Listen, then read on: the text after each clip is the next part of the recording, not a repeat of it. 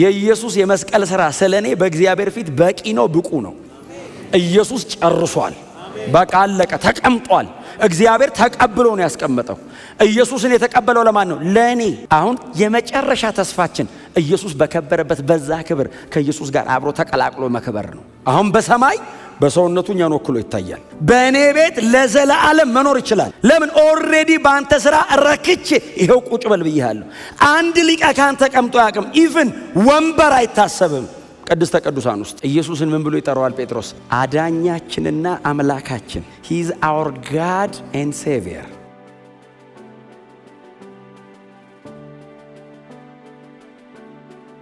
ዕብራውያን ምዕራፍ 8 ከቁጥር 1 እስከ 6 ድረስ በጌታ በኢየሱስ ክርስቶስ ስም አነባለሁ። የጌታ ቃል እንደዚህ ይላል። እንግዲህ የምንናገረው ዋናው ነገር ይህ ነው። በሰማያት በግርማው ዙፋን ቀኝ የተቀመጠ እንዲህ ያለ ሊቀ ካህናት አለን። እርሱም በሰው ሳይሆን በጌታ ወደ ተተከለችው እውነተኛ ድንኳን በሆነችው ቤተ መቅደስ አገልጋይ ነው። እያንዳንዱ ሊቀ ካህናት የሚሾመው መባንና መስዋዕትን ለማቅረብ ነው። ስለዚህ ይህኛውም ካህን የግድ የሚያቀርበው ነገር ያስፈልገዋል።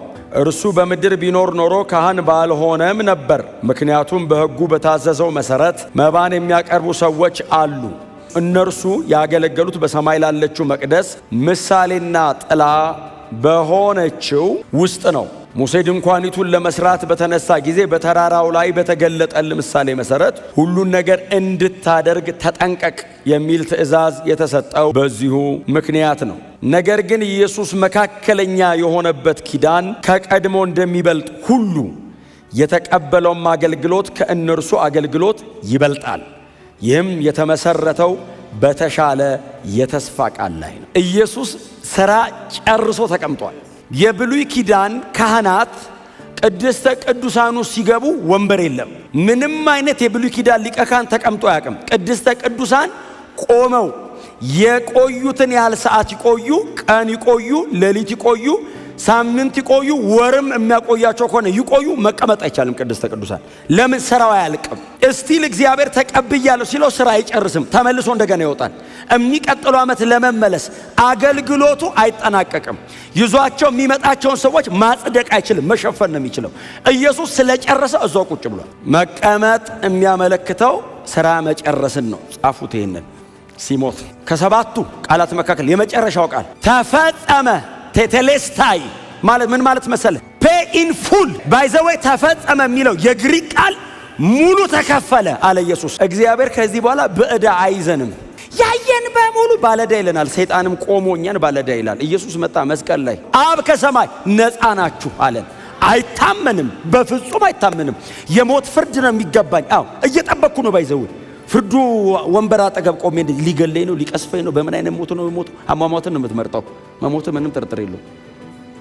እንዴት ሊገለኝ ነው፣ እንዴት ሊያጠፋኝ ነው ብለን ስንጠብቅ አብ ከሰማይ ነፃ ነህ አለ።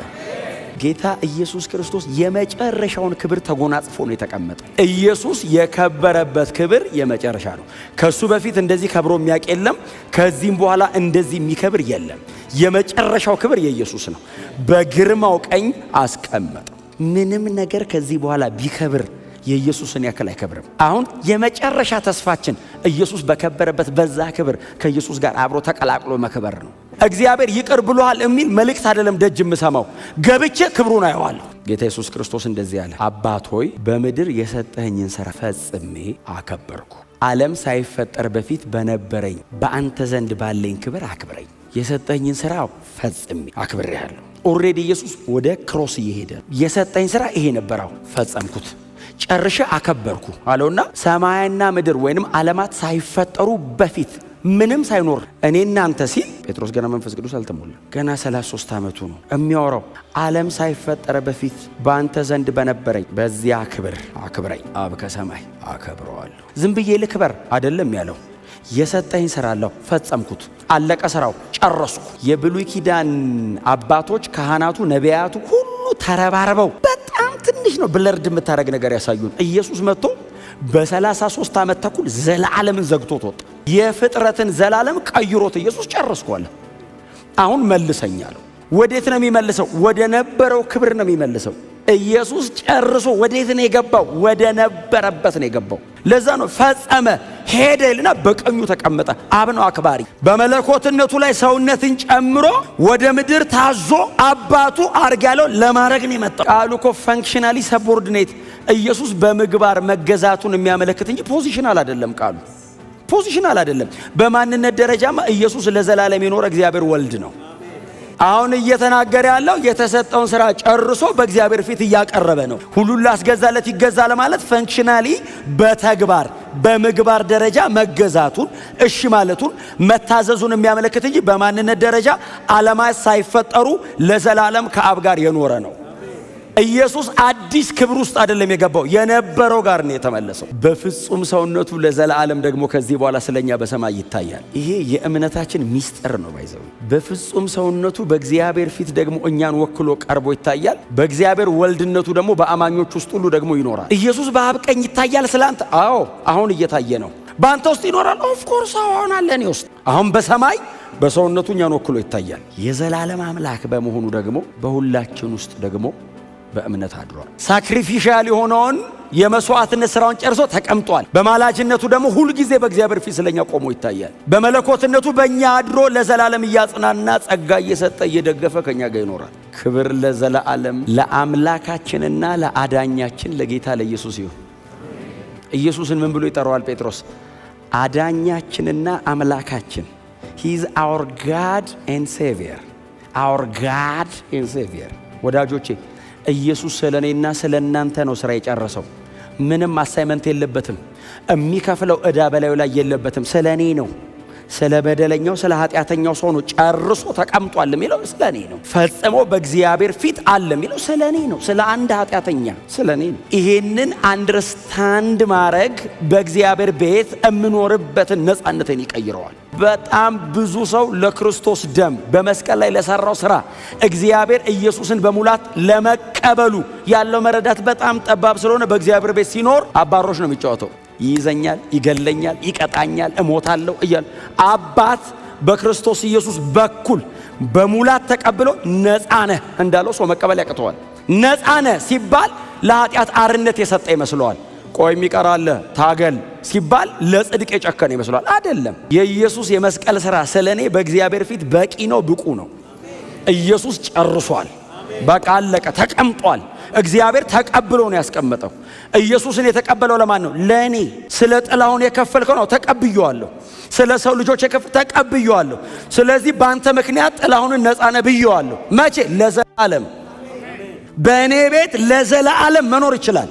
ለምን? ኦልሬዲ በአንተ ሥራ ረክቼ ይሄው ቁጭ በል ብዬሃለሁ። አንድ ሊቀ ካህን ተቀምጦ ያቅም ኢቭን ወንበር አይታሰብም። ቅድስተ ቅዱሳን ውስጥ እግዚአብሔር ብቻ ነው ያለው፣ ብቻውን። መብራት ይዘህ መግባት አትችልም። መብራት ይዘህ ብትገባ ትሞታለህ። እግዚአብሔር ብርሃን ነው የሚለው። አይ ብርሃን ልታበድረው ብትሞክል ይገላል። እንኳን ልትቀመጥ አቋቋምህ። ኢየሱስስ ቁጭ አለ። ለማ ብሎ ለኔ ኢየሱስን እግዚአብሔር ያስቀምጠው ነው። ጥላውን ተቀብያለሁ ናግባ አለው። ኃጢአተኞቹ ነው ይቅር ብያለሁ። በቃ ጨርሳል። ከዚህ በኋላ እምምርበት ነገር የለም። ምሬ ጨረስኩ አለ አብ። ጮክ በሉና ኢየሱስ ጨርሶታል በሉ እስቲ። በአባታችሁ ቤት እንደ ባሪያ አትኑሩ። ቅድስተ ቅዱሳን ገብተናል። ውስጥ ነው ያለነው። የመጨረሻውን ስልጣንና ክብር ኢየሱስ ላይ አፍስሷል። እግዚአብሔር ኢየሱስን የተቀበለው ስለኔ ነው። ሰንሺፕ ዴይቲ ላይና ሂዩማኒቲ ላይ ስለሚለያይ እሱማ ለዘላለም ከአባቱ ጋር ኖሯል። ስተት አልባ እግዚአብሔር ወልድ ነው። ታዲያ ስለማን ነው የቀረበው? ስለኔ። ቅድስተ ቅዱሳን የገባው ለማን? ለኔ። እግዚአብሔር ጨርሳል ያለው ስለማን? ስለኔ። አልቋል የተባለው የኔ ነው፣ የኢየሱስ አይደለም። ኢየሱስማ ድሮም ምንም የለበትም። የኔን ሥራ ነው ጨርሳል ተባለ። ኢየሱስስ ተፈጸመ ሲል በሙሉ ከፈልኩ አለ። ዕዳችንን ሰብሰብ አድርጎ ተፈጸመ። ጮክ ብሉና ነፃ ነኝ በሉት። ጎናቸው ንኩትና ነፃ ነህ በሉት። ክብር ለኢየሱስ ይሁን። ኢየሱስ ክርስቶስ ብቻ ለዘላለም ጌታ ነው።